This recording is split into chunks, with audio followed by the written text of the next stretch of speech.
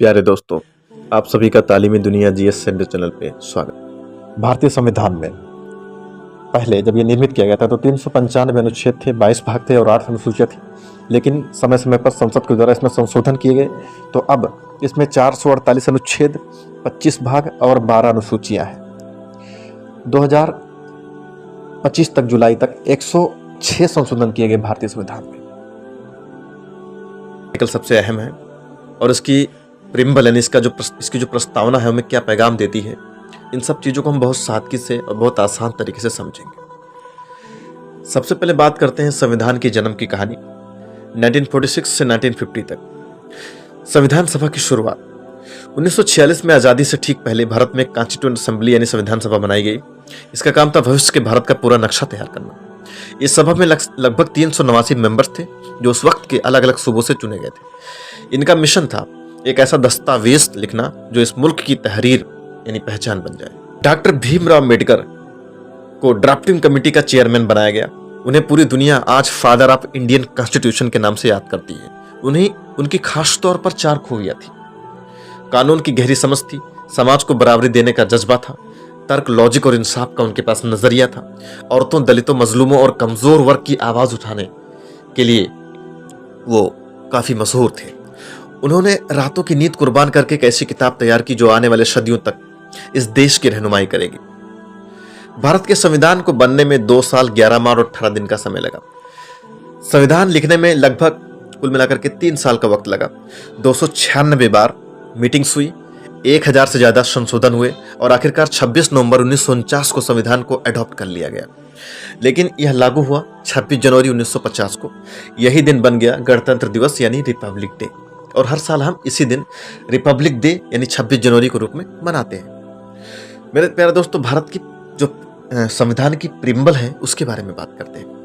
इसमें लिखा हुआ है, हम भारत के लोग सोलमनी ऐलान करते हैं कि भारत एक सॉवरेन, सोशलिस्ट, सेकुलर और डेमोक्रेटिक रिपब्लिक है। हम सब मिलकर इस मुल्क में इंसाफ यानी जस्टिस, आज़ादी, लिबर्टी, बराबरी यानी इक्वलिटी और भाईचारे यानी फ्रेटर्निटी की फजा कायम करेंगे और अपने मुल्क की इज्जत, हुकूक और अखंडता की हिफाजत करेंगे। दोस्तों, प्रिम्बल हमें यह सिखाती है कि भारत सिर्फ सरकार का नहीं बल्कि हम लोगों का मुल्क है। दोस्तों, अब हम बात करेंगे संविधान के सबसे महत्वपूर्ण आर्टिकल्स के बारे में। इसमें सबसे महत्वपूर्ण आर्टिकल नंबर 1 पर है मूल अधिकार यानी फंडामेंटल राइट्स, जो आर्टिकल 12 से लेकर के 35 यानी 12 से 35 तक है, और जो प्रमुख रूप से हम इसको आर्टिकल 14 से समझेंगे।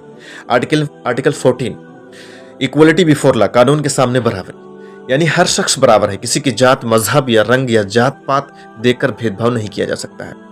आर्टिकल 15 में डिस्क्रिमिनेशन की मनाही यानी भेदभाव की मनाही का प्रावधान है। सरकार किसी नागरिक के साथ जात, धर्म, नस्ल, जेंडर या जन्म के स्थान पर भेदभाव नहीं कर सकती।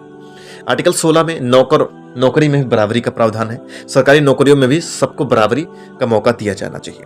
आर्टिकल 17 में अनटचेबिलिटी की समाप्ति की बात की गई है, यानी जो छुआछूत की प्रथा थी उसको खत्म करने की बात की गई है। इसमें अस्पृश्यता यानी छुआछूत पूरी तरह से गैर कानूनी करार कर दिया गया है। आर्टिकल 19 में फ्रीडम राइट्स यानी 6 प्रकार की आज़ादी के अधिकार दिए गए हैं, जिसमें नंबर 1 है बोलने की आज़ादी, शांति से इकट्ठा होने की आज़ादी, यूनियन यानी एसोसिएशन बनाने की इजाज़त, कहीं भी घूमने का हक, कहीं भी रहने का हक, कोई भी काम धंधा करने का हक। आर्टिकल 21 जो हमें राइट टू लाइफ यानी जीवन का अधिकार देता है, जिंदगी और निजी आज़ादी का सबसे अहम हक है ये। अब इसे right to live with dignity का भी नाम दिया जाता है। Article 21A right to education, article 6 से लेकर के 14 साल के बच्चों को जो है एजुकेशन उनके लिए कंपलसरी कर दिया गया है। हर बच्चों को मुफ्त और लाजमी तालीम दिया जाना चाहिए, इस तरह का प्रावधान इसमें किया गया है।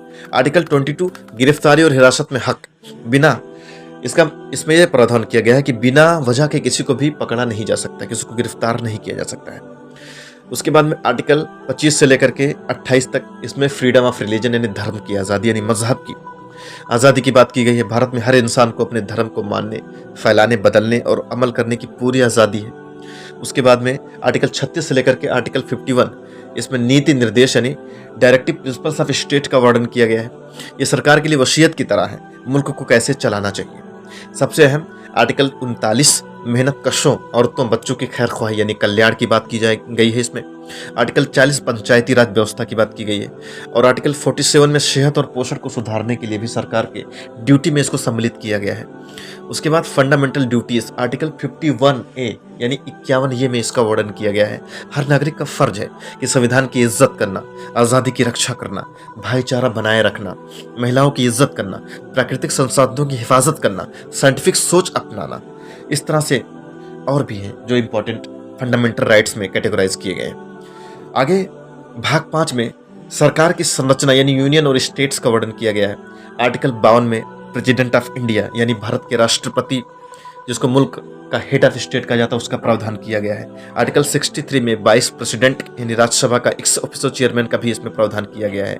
आर्टिकल 74 में काउंसिल ऑफ मिनिस्टर्स, प्रधानमंत्री प्लस मंत्रिमंडल मिलकर सरकार चलाते हैं, इसका भी प्रावधान उसमें किया गया है।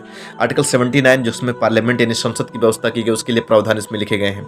लोकसभा प्लस राज्यसभा या राष्ट्रपति, इन सबका इसमें प्रावधान किया गया। आर्टिकल 79। आर्टिकल 124 में सुप्रीम कोर्ट की अवधारणा है। आर्टिकल 214 में हाई कोर्ट्स की अवधारणा, जो हर राज्य के लिए कुछ न्यायालय होगा। आर्टिकल 280 में फाइनेंस कमीशन की बात की गई है। केंद्र और राज्यों के बीच पैसे का बंटवारा तय करने के लिए कमीशन होगा, जिसका नाम फाइनेंस कमीशन होगा। भाग 6 में भारत के नक्शे और राज्य के बारे में बात की गई है।